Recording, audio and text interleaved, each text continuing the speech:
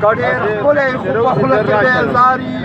چې د خوار ولس خدمت کولی نه شي زه یې نه منم چې دا به ایمانداري او دا منمه چې په لاس او پښو به روږي خو په ضمیر باندې به دا سړی بیماري او پرېږده مړه چې لږ سمې توبهګار کي او د توباري سبب یې نیسي په لارې او تا خو به ویل چې د انصاف ډله زمونږه ده نو څنګه د غریبه د ګرانۍ اندازه څنګه ده او څنګه په څو روپۍ کیلو باندې غوړي اخلي څونه د خرچه د اشنا څونه دیاړي اخلي او ته به ماشومانو له په څه باندې ګوګړي اخلي